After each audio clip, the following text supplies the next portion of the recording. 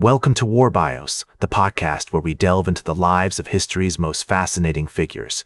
I'm your host, General Biography. Today, we're going to explore the life of Mithridates VI, one of the ancient world's most feared and respected leaders. Born in 20 BC, Mithridates VI would go on to become the king of Pontus, a powerful kingdom in northern Anatolia, and lead a series of epic battles against the Roman Empire. To understand the man behind the legend, we need to start at the beginning. Mithridates VI was born in the city of Sinope, a bustling metropolis on the Black Sea coast. His father, King Mithridates Vets Vethspeth Ovethfeth Ovethfethfeth, Evergetes Vethith Vetsfith Aveth Fifth Veth Avethfith Spits with wisdom and justice, expanding the kingdom's borders through strategic alliances and military campaigns. Mithridates VI's mother, Queen Laodice VI, was a member of the Seleucid dynasty, which had once spanned from Greece to India. As a young prince, Mithridates VI received an excellent education, studying the works of Greek philosophers like Aristotle and Plato, as well as the art of warfare. He was trained in the use of arms, horsemanship, and tactics by experienced military commanders, including his father's generals. The palace in Sinope was a hub of cultural and intellectual activity, with scholars, poets, and musicians from all over the ancient world coming to pay homage to the king. Growing up, Mithridates VI would have been surrounded by the sights and sounds of a thriving city. Sinope was a major center for trade and commerce, with merchants and travelers coming from all over to buy and sell goods like grain, wine, and textiles. The city's architecture reflected its cultural diversity, with Greek-style temples, Persian-inspired palaces, and Roman-era fortifications. In 1116 BC, tragedy struck when King Mithridates Evergetes died under mysterious circumstances, possibly assassinated by his own mother or brother. This event would have had a profound impact on the young prince, who was suddenly thrust into a world of intrigue and power politics. His mother, Queen Laodice VI, took control of the kingdom as regent, but Mithridates VI's position was precarious. As he navigated the complexities of his early life, Mithridates VI would have been aware of the looming presence of Rome, which was rapidly expanding its territories in the eastern Mediterranean. The Romans had already established a foothold in Asia Minor, and their influence was being felt throughout the region. This would have posed a significant challenge to the young prince, who would have to navigate the treacherous waters of international politics while also protecting his kingdom from external threats. Despite these challenges, Mithridates VI's early life laid the groundwork for his later significance. His family's legacy, his education, and his experiences all contributed to his development as a strategist and a warrior. As king of Pontus, Mithridates VI proved to be a shrewd strategist and a skilled military commander. He expanded his kingdom's borders through a series of campaigns, conquering the neighboring territories of Colchis, Cappadocia, and Paphlagonia. His armies were known for their discipline and bravery, and he was able to inspire loyalty in his soldiers by sharing the spoils of war and recognizing their achievements. One of Mithridates VI's most notable military campaigns took place in 89 BC, when he invaded the Roman province of Asia Minor. The Romans had been expanding their territories in the eastern Mediterranean, and Mithridates VI saw this as an opportunity to challenge their dominance. He led a massive army into Asia Minor, conquering several key cities and defeating the Roman legions sent to oppose him. Mithridates VI's military successes were matched by his diplomatic achievements.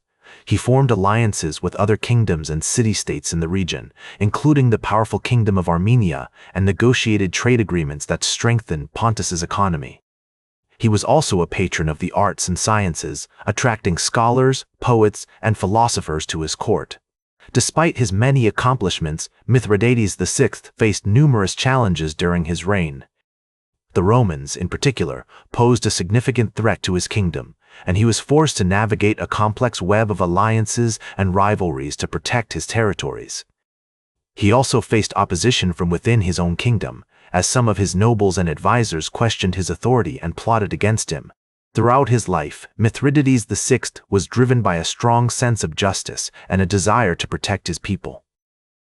He implemented reforms to reduce the power of the nobility and increase the rights of the common people, and he worked to promote trade and commerce in his kingdom. His commitment to his people earned him their loyalty and admiration, and he became one of the most beloved leaders in Pontus's history. As we explore Mithridates VI's remarkable achievements, it's clear that he was a complex and multifaceted individual, driven by a range of motivations and passions. He was a skilled military commander, a shrewd diplomat, and a just ruler, who worked tirelessly to promote the interests of his kingdom and his people. As Mithridates VI entered the final years of his reign, he found himself facing an increasingly powerful enemy, the Roman general Pompey.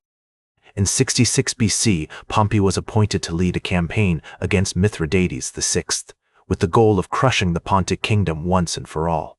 The two leaders clashed in a series of epic battles, including the Battle of Nicopolis, where Mithridates VI's army was decisively defeated. Despite this setback, Mithridates VI refused to give up. He retreated to the kingdom of Colchis, where he regrouped his forces and planned a final stand against the Romans. However, his situation became increasingly desperate as Pompey's army closed in on him.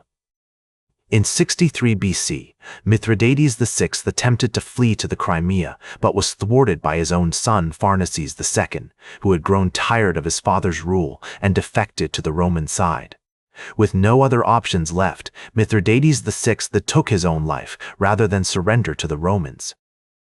His body was later found by Pompey's soldiers, who were amazed by the king's bravery and cunning. According to legend, Mithridates VI had built up a resistance to poison over the years by taking small doses of various toxins and therefore had to resort to stabbing himself to death. Mithridates VI's legacy was cemented in the ancient world as a great leader who had challenged the power of Rome. His military campaigns and diplomatic achievements had expanded Pontus's borders and strengthened its economy, earning him the admiration of his people. Despite his ultimate defeat, Mithridates VI remained a legendary figure, remembered for his intelligence, courage, and unwavering commitment to his kingdom. As we reflect on the life of Mithridates VI, it's clear that he was a complex and multifaceted individual, driven by a range of motivations and passions. He was a skilled military commander, a shrewd diplomat, and a just ruler who worked tirelessly to promote the interests of his kingdom and his people.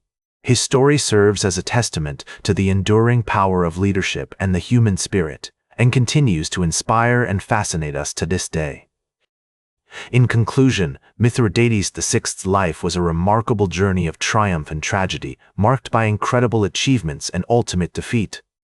Through his story, we gain insights into the ancient world and the complexities of human nature, and are reminded of the enduring power of courage, intelligence, and determination.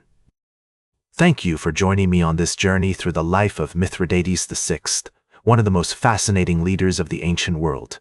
That's all for today's War Bios. Remember to like, share, and subscribe, and until next time, I'm General Biography reminding you to keep marching toward victory.